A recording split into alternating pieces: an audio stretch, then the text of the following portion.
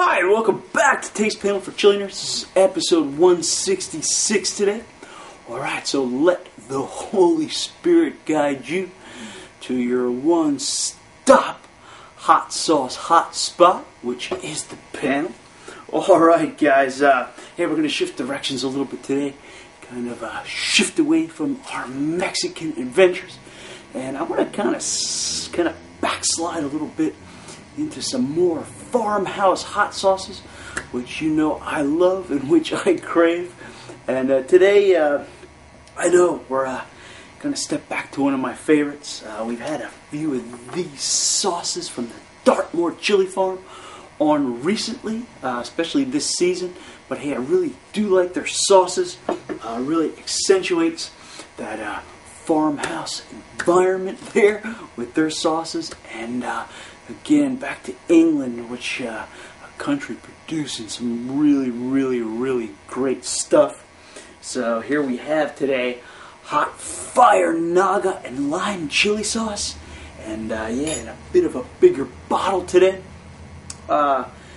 We have these guys here are again vegan, and they always have this little pepper scale going on.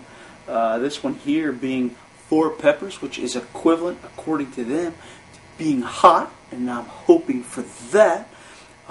In the past, we looked at the Beast of Dartmoor Naga sauce, which almost silenced me. If you guys remember that episode, getting some of that stuff caught on the back of my throat. No fun in the midst of some serious sinuses.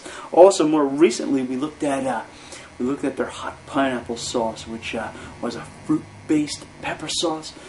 Really good flavors there. And again, we're kind of visiting a combination of those two sauces today, because Beast of Dartmoor, of course, a Naga-based sauce. This one here being Naga. The hot pineapple had fruit, and this one here having fruit as well, but this time lime. So hey, we're going to get the best of both the worlds, we hope, here, with some of that fruit and some of that heat from the Nagas. Okay, hey, let's take a look at the ingredients in this sauce.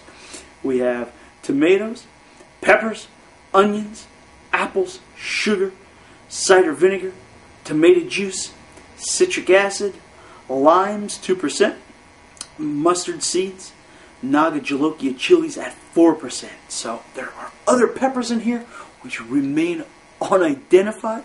Perhaps I can find out that information and kind of post it up on the information sidebar. Yeah, but as far as I know, we have other peppers, but we do have the Nagas still included in this. And again, the apples make a return as well. So we have double fruit and hot fire Naga and lime chili sauce. So hey, guys, you can take a look at this. It doesn't have any kind of neck label on at all. Looks kind of medium bodied, having some pulping happening in the neck there. So guys, I'll tell you what, we're going to take the cap off and we will have a smell of this sauce. Alright, just leave it here. Yeah, wow, kind of really getting a kind of a fresh tomatoey aroma there. Kind of smells like a tomato garden.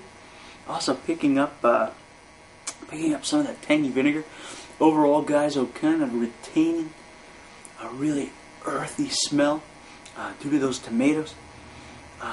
Not really picking up a whole hint of fruit in here, but we didn't either with the hot pineapple sauce. And when the flavor rolled around, we really were able to get those flavors. So hey, maybe we'll find some of those apples and lime in here in the flavor. So a little bit of chilliness going on in the background, not much. Getting a lot of tomatoes, getting some vinegar there, and yeah, giving us kind of a really, again, fresh vegetable aroma. Kind of a little bit earthy and dull, but hey, let's see what the flavor brings. Okay, guys, you can see this is kind of actually a little bit on the thicker side as far as pulping goes.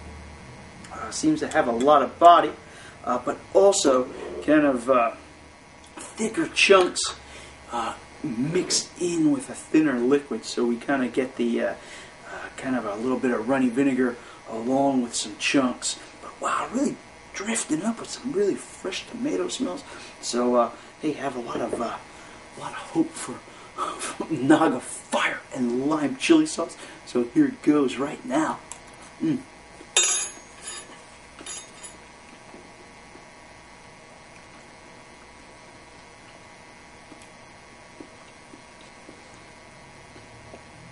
Wow, yeah, kind of.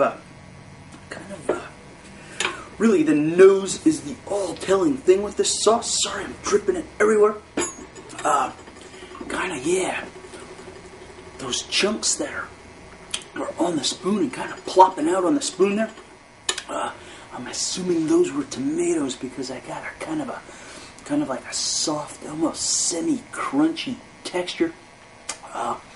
Biting down on that, kind of like biting into fruity pulp that has a little bit of resistance going on there.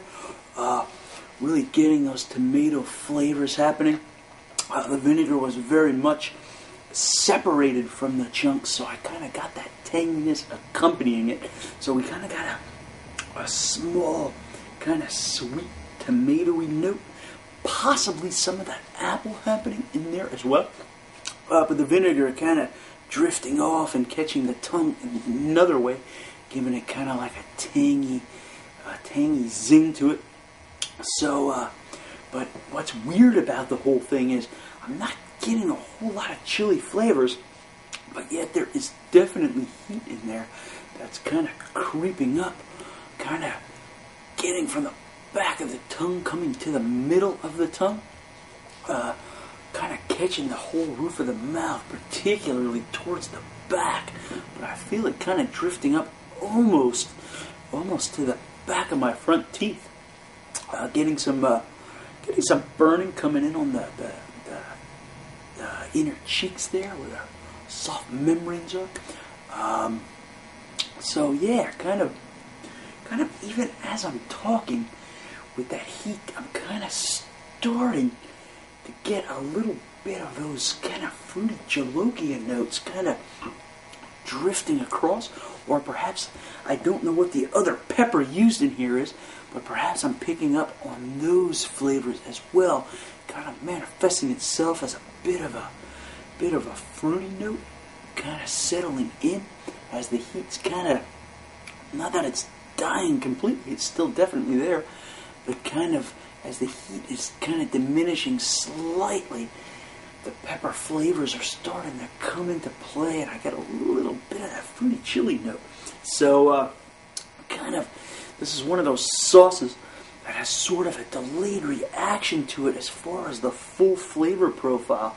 Putting in the mouth, kind of giving us kind of simple fruity tomato notes and vinegar, and heat catching right away. Kind of builds up pretty fast with the heat. But now, as things are kind of settling in, those pepper chili flavors are kind of drifting over the whole of the mouth and making it rather pleasant, actually. See what else is in here. But yeah, I don't know if I'm being able to identify that lime. It's possible in that initial tangy vinegar note, it might have been due to the acidity of some of those limes. So I'm not sure that I'm really picking up a whole lot of fruit here. Possibly the apples blending into that initial fruity sweetness with the tomatoes. But wow, I could have swore that it was mainly tomatoes happening. Mainly tomatoes I picked up in the nose as well. So yeah, really good. This guy kind of goes from simplicity to somewhat complex over just the course of a couple of minutes. And right now I'm really enjoying what's going on right now. Kind of a blend of those kind of vegetable tomato notes and those pepper flavors. It's kind of just, as it's diminishing, still getting a good sting on my lower lip down in the gum region, and a thin trail of burn across my top lip. But wow, really settling into some nice chili flavors. And hey, that's what a hot sauce is all about. Those chili flavors, some chili heat, and in this case we get some bonus of some other garden vegetables thrown in there.